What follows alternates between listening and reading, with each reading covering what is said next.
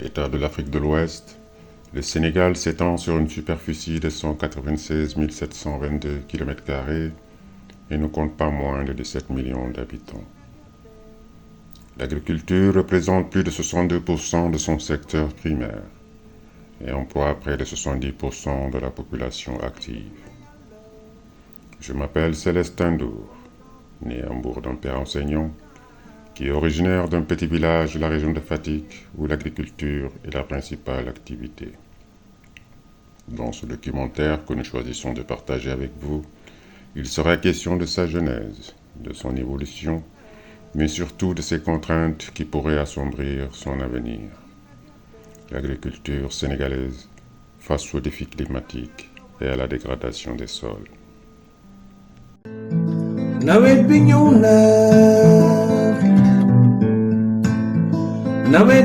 na baykat bi ci na gerte. Nous sommes à la direction de la protection des végétaux avec le docteur Abdoulaye Faye. Bonjour docteur, pouvez-vous nous parler un peu de vous? Voilà, bonjour. Donc, moi c'est docteur Abdoulaye Faye. Je suis agent de la direction de la protection des végétaux du ministère sénégalais en charge de l'agriculture, dans laquelle structure je suis le responsable du laboratoire de phytopathologie et de malherbologie. Donc, en outre, je suis également le coordonnateur national du plan d'action de lutte contre l'aflatoxine.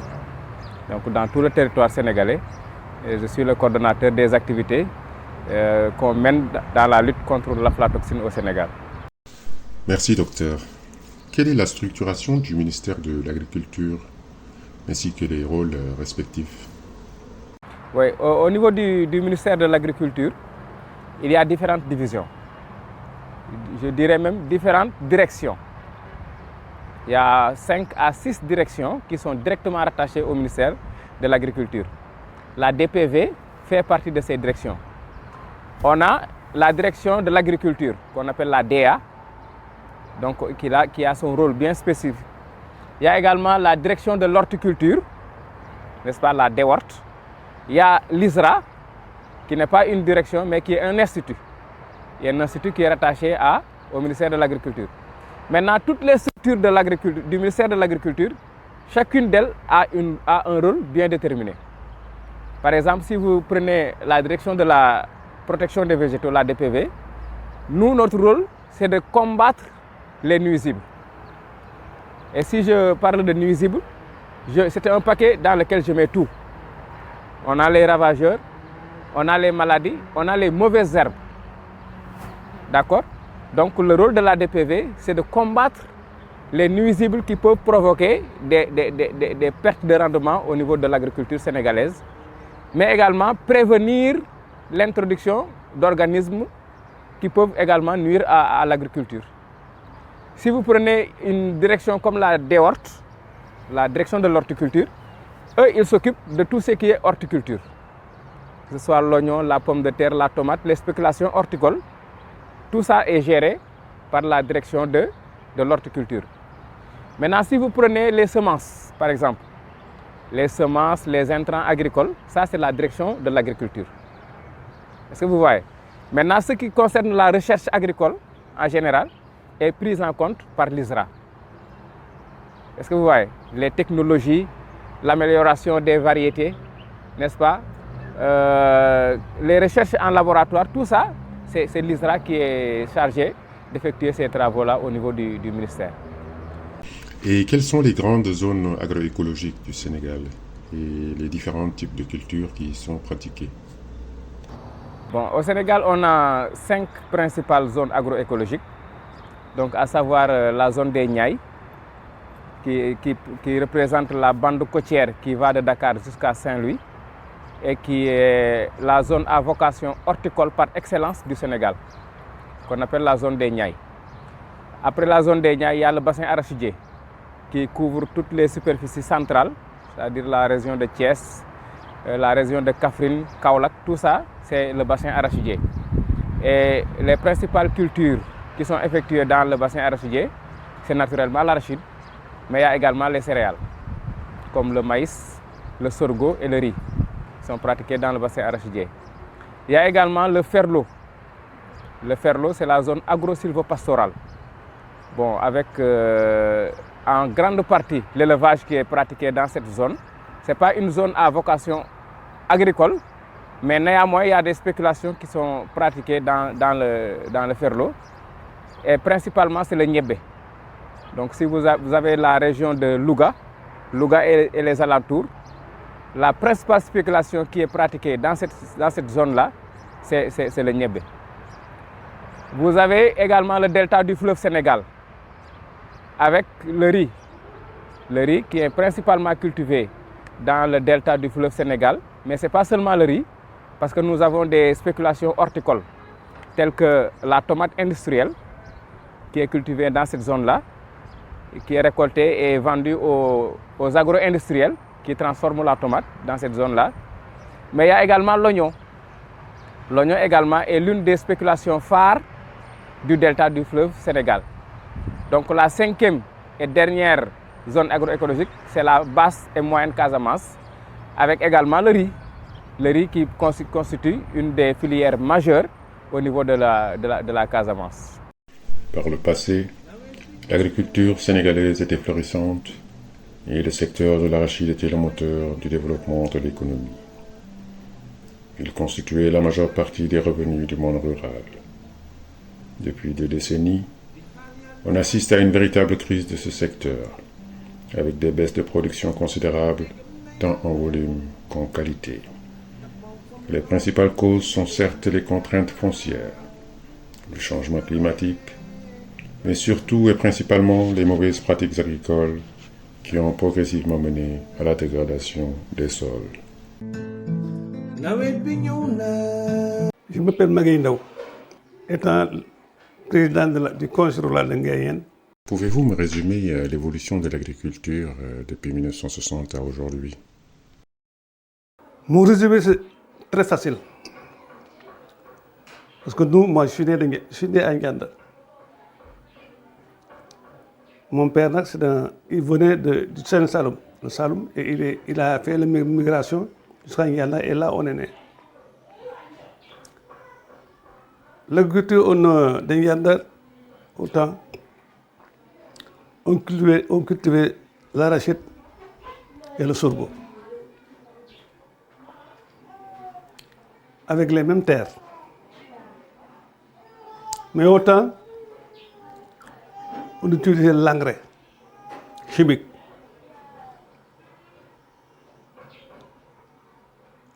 Et on s'est rencontré que l'engrais chimique, ils ont gâté les terres. Parce que quand tu mets un sac d'engrais, l'année prochaine, tu vas mettre 2 sacs ou 3 engrais. 3 sacs, et actuellement, la terre est embouillée de l'engrais. Donc, c'est un mauvais service. Autant on cultivait seulement que l'arachide, comme je vous l'ai dit, avec le mil. Quelle est la place qu'occupe l'agriculture dans la société sénégalaise? Bon, l'agriculture occupe une place capitale dans la société sénégalaise, étant donné que la population sénégalaise elle-même est constituée de presque 60% de ruraux, c'est-à-dire la population rurale occupe 60% du total de la démographie sénégalaise. Donc ça laisse entendre que l'agriculture est capitale dans l'économie sénégalaise et dans la société même sénégalaise. Donc au niveau de l'économie également, l'agriculture occupe plus de 70% de la population active. Donc ces chiffres-là montrent l'importance qu'occupe ce secteur dans la vie socio-économique au Sénégal. Et quelles sont les difficultés majeures que rencontre l'agriculture aujourd'hui? Oui, les difficultés, il y en a plusieurs. Il y en a d'abord d'ordre abiotique. Les contraintes abiotiques, ce sont les contraintes qui sont liées au climat ou bien au sol. Parce que si vous prenez la pédologie en global au niveau du Sénégal, on a noté ces dernières années une dégradation qui évolue d'année en année de la fertilité des sols. Donc les sols qui étaient fertiles, il y a de cela 30 ou 40 années derrière, peut-être que la monoculture qui est répétée au niveau des zones de production fait que ces sols-là perdent en fertilité. Donc ça, c'est une des contraintes abiotiques. Il y a également le dérèglement climatique, parce qu'aujourd'hui, on sait qu'avec le changement climatique, il y a non seulement un déficit au niveau de la pluviométrie, mais il y a également que la pluviométrie n'est plus régulière. On ne peut plus maintenant fixer les dates de début et de fin de l'hivernage à cause du dérèglement climatique. Donc ça, c'est également des contraintes majeures de l'agriculture.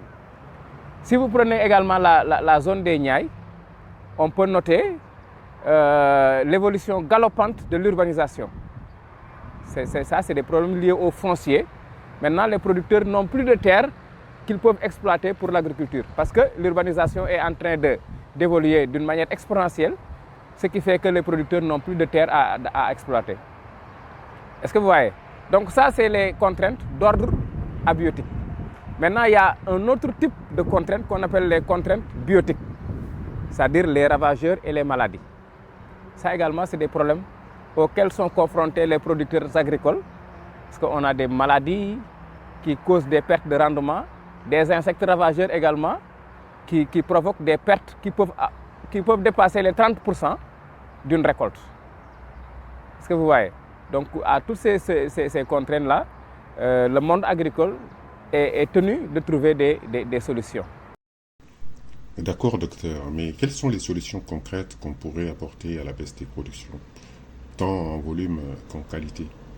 Et quels sont les moyens pour redresser la courbe d'évolution de l'agriculture sans engrais chimiques? Voilà, donc c'est ce que je disais tout à l'heure, parce qu'il y a des réussites quand même. Parce que d'habitude, on compare l'efficacité des produits biologiques par rapport aux intrants chimiques. Si on parle en termes d'efficacité, on sait naturellement que les produits chimiques peuvent présenter une efficacité supérieure comparée aux produits biologiques. Je vous donne un exemple. Par exemple, il y a un produit chimique qu'on appelle la deltamétrine, par exemple. C'est une matière active qu'on utilise comme insecticide. Si vous prenez ce produit-là, vous l'utilisez pour lutter contre un insecte ravageur, vous le pulvérisez dans la parcelle, vous avez beaucoup de mortalité des insectes. Par contre, si vous prenez l'extrait de Nîmes, le Nîmes, c'est une plante qui pousse naturellement au Sénégal. On l'utilise pour fabriquer un insecticide biologique. C'est vrai qu'en termes d'efficacité, la deltamétrine peut être beaucoup plus efficace que le Nîmes, l'extrait de Nîmes, mais l'impact de l'extrait de Nîmes, considéré au niveau de la santé des consommateurs et de la préservation de l'environnement, l'extrait de Nîmes est beaucoup plus durable que ce produit chimique qui peut, dans l'immédiat, provoquer une efficacité beaucoup plus importante que l'extrait biologique. Est-ce que vous voyez?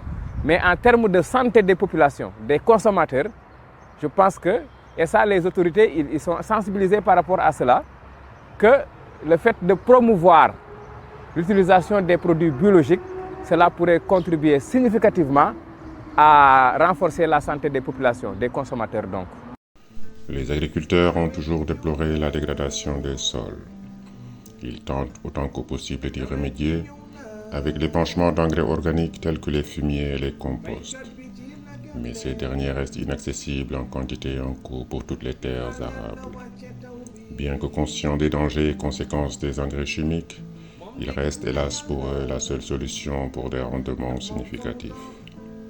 Nous sommes allés à la rencontre d'un agriculteur dans le Saloum, plus précisément à Toubacouta, dans le cadre d'un test pour l'alternative biologique.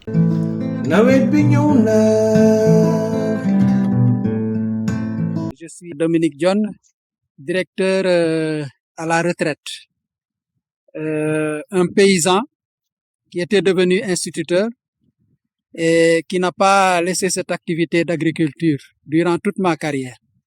Et maintenant qui a pris sa retraite et qui s'est reconverti dans les champs. Donc, il a retrouvé les champs.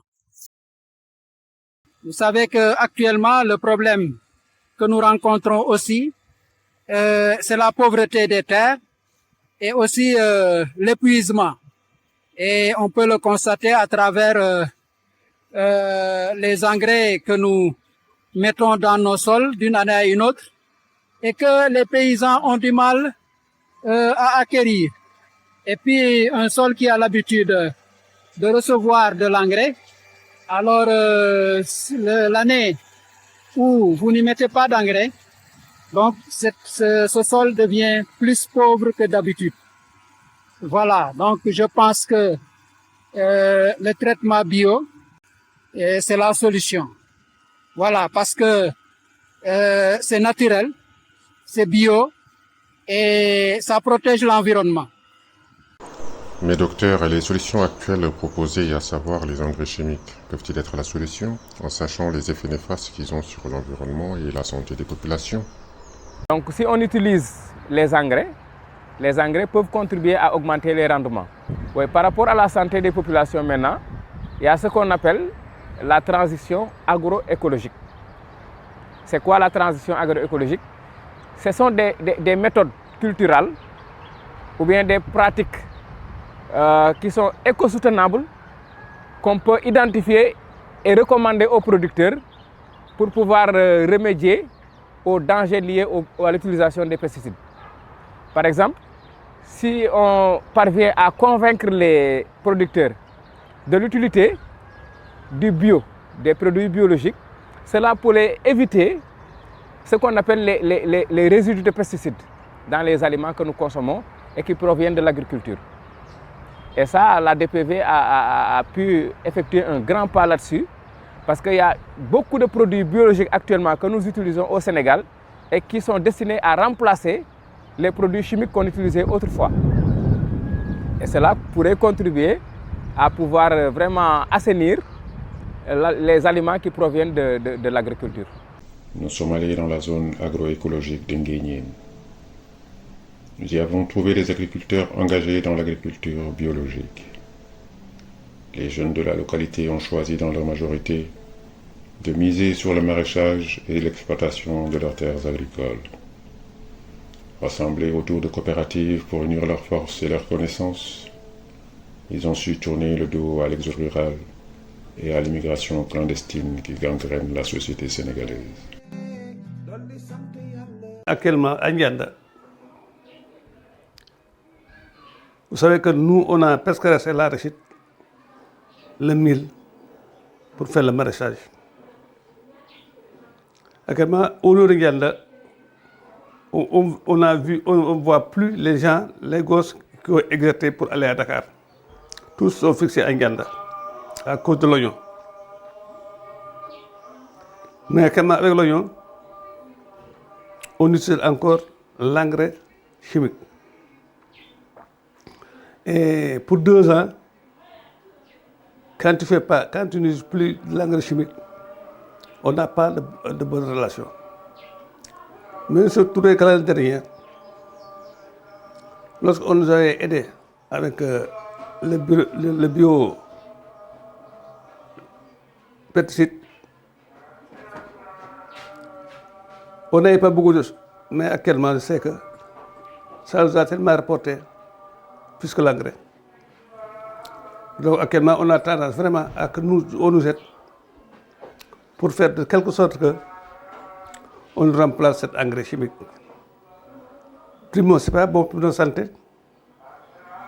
Et ce n'est pas bon aussi pour les champs. Parce qu'actuellement, on n'a plus de rentabilité. Parce que la terre est vraiment gâtée à cause de l'engrais chimique. Tout ça, vraiment, on aimerait vraiment que la politique de l'État, c'est de nous donner les moyens, pas physiques, parce que non, ce n'est pas nous qui sommes physiques, matériels, d'accord. Mais ce qui est plus urgent, c'est de nous donner ce qui peut fertiliser nos champs, c'est-à-dire que autre engrais qui n'est pas un engrais chimique. Donc, je tends la main à cette organisation-là qui met en œuvre cet engrais.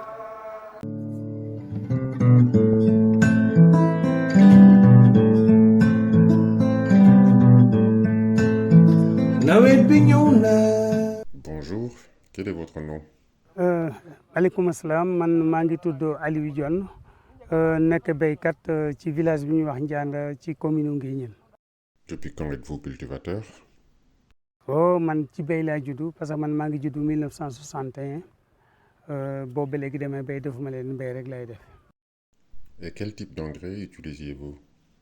ñun ñoo ngi doon utiliser engrais chimique bi ak tos maanaam fumier organique bi waaw loolu lañ doon utiliser.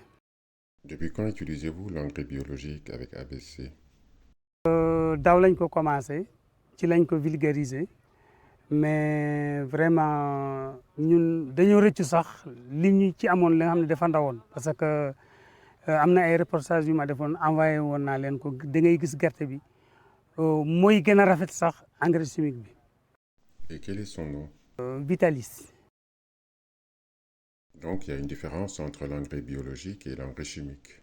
bu différence bu rëy parce que benn engrais chimique bi day yàq suuf si baaxul ci wér gu yaram yi parce que boo gisee cancer bi ni mu toll AVC yeeg yeneen ak yeneen yëpp chimique bi ñuy lekk la mais bio bi moom am na rendement man am naa ngooñ li ma am ci ngooñ ren musuma ko am ak gerte te vraiment ci côté bi nga xam ne fa la chimique bi nekkoon beneen côté bi moo ko gën a meññ ngooñum foofu la ngooñ mi gën a lawee demoon ba tool bi ñu méttuma cee dugg parce que dafa la woon de telle sorte que vraiment gis nañ daal ne résultat bi moom bu baax la.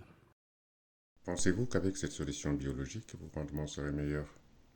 lu wér la man loolu man gëm naa ko parce que man comme man dama ko dund ba pare man loolu moom kenn mënatuma ci sensibiliser man moo ci mën a sensibiliser ay nit parce que man dama koo dund gis naa am na ay producteurs yu ma jël yóbbu leen sama tool ma tak sama saret yóbbu leen ni leen kaay leen xool est-ce que mën ngeen a xamee fii périmètre bi ñu def chimique bi ak périmètre bi ñu def bio bi mais dañu rek ne fii de moo gën a ñuul xam nañu ne fii moo gën a ñuul donc kon xamee nañu ne foofu la bio bi nekkoon. Merci docteur, nous sommes arrivés au terme de notre entretien. Pouvez-vous nous parler d'Africa Bioconcept? Oui, Africa Bioconcept, c'est une initiative vraiment qui a été développée au Sénégal depuis 2019-2020. Donc, et c'est parti d'un constat. Le constat, c'était quoi? C'était que tout le monde a fait la remarque qu'au niveau du Sénégal, dans toutes les zones agroécologiques, on est confronté à une dégradation progressive des terres. Donc, est-ce qu'il fallait rester bras croisés face à cette situation? Je pense que non. Donc, c'est des bénévoles qui se sont tenus debout pour vraiment œuvrer à pouvoir remédier à cette dégradation évoluante, n'est-ce pas, des sols. On est parti avec un produit biologique qu'on appelle Vitalis et qui est un produit à base de champignons et de bactéries. Donc, il n'y a rien de chimique dans le produit, tout est naturel. Donc, de telle sorte que si le producteur utilise ce produit dans sa parcelle, cela va permettre de revivifier le sol, de redonner une vitalité au sol qui avait perdu sa fertilité. Est-ce que vous voyez? Et le mieux de tout, c'est que la matière active du produit qu'on est en train de vulgariser en milieu paysan, ce n'est pas une molécule chimique, ce n'est pas également de l'extrait de plantes, mais ce sont des organismes vivants qui peuvent rester dans le sol pendant plusieurs années. Dès que les conditions favorables à leur survie sont là, les organismes sont revivifiés et continuent de faire le travail dans le sol. Donc c'est ça qu'on est en train de développer. Et vraiment, je pense qu'on a enregistré des succès parce que je pense que la première fois, c'était dans cette parcelle-là que moi-même, je l'avais expérimenté sur une culture horticole. Par la suite, on est allé jusqu'à Khelkom. On est allé jusqu'à Ndianda, à côté de Nguéniène. On a également travaillé avec des producteurs de Fadioutch l'année dernière seulement. Et à chaque fois, les témoignages sont vraiment positifs parce qu'eux-mêmes, ils constatent la différence qu'ils peuvent noter entre les parcelles qui sont traitées avec notre produit, le Vitalis, et les parcelles qui sont traitées avec des produits chimiques. Est-ce que vous voyez? Donc cela témoigne de l'efficacité de ce produit-là. Et vraiment, c'est ce qui me lie avec ABC Agriculture. Et jusqu'à présent, nous continuons de travailler dans ce projet-là. Il Il est impératif de tirer sur la sonnette d'alarme sur la pollution de l'environnement, sur la contamination des eaux et des aliments par les produits chimiques. Des artistes et chanteurs et des porteurs de voix en ont fait un combat. Et d'autres devraient suivre. Nous sommes partis à la rencontre d'un des membres fondateurs du groupe des frères Guissé, qui sont des pionniers dans la sensibilisation des populations.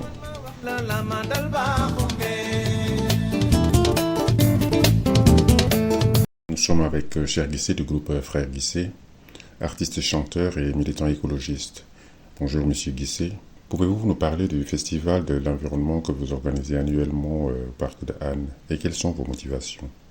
Oui, bonjour. D'abord, c'est Festival. Bon, c'était effectivement le festival de l'environnement qu'on a initié finalement. Festival qu'on organise tous les ans depuis presque 16 ans ou même 17 ans dans les environs de Yara.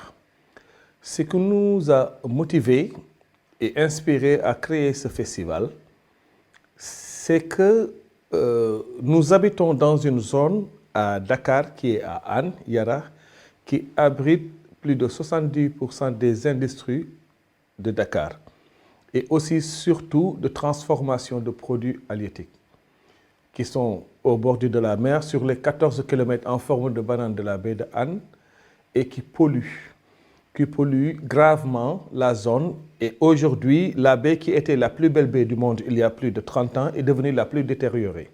Donc c'est des combats que nous menons.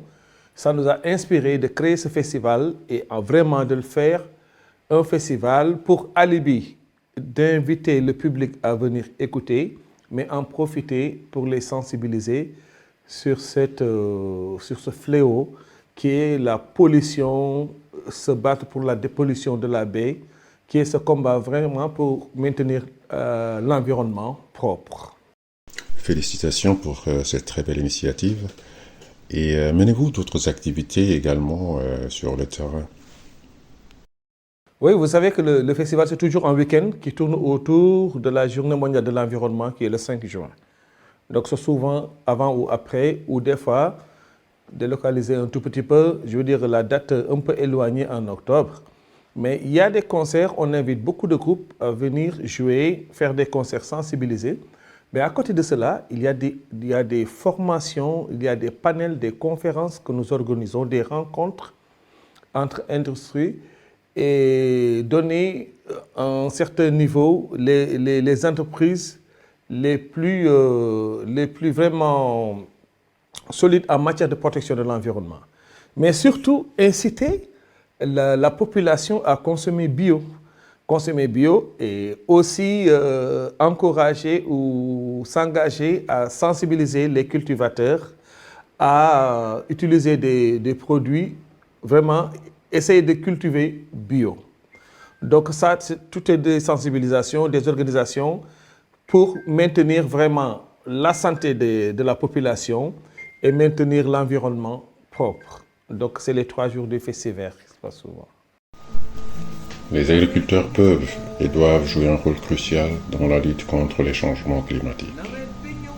Il est impératif d'adopter les pratiques agricoles durables, telles que l'agriculture régénératrice et l'utilisation de méthodes de conservation des sols. Cela permettrait de préserver leur fertilité, de réduire la pollution et de stopper la disparition progressive de la biodiversité. Utiliser des produits chimiques dans nos cultures, c'est éviter les maladies dans nos assiettes et compromettre l'avenir de l'agriculture et l'équilibre de notre écosystème. En adoptant les bons comportements, les agriculteurs peuvent contribuer de manière significative à atténuer les effets des changements climatiques et à assurer la durabilité de l'agriculture pour les générations futures. Ce documentaire était un hommage à mon père, Robert Ndour, ancien dirigeant du Collège Saint-Esprit d'Hambourg, pour qui le monde rural et l'agriculture étaient des priorités absolues. Nawet bi ñëw na nawet bi ñëw na baykat bi ji na gerteem di xaar Yàlla wàcce taw bi moom di gëm na Yàlla ndax moom fa mu toog ma ngay dundee yaakaar su tawee dolli sant yàlla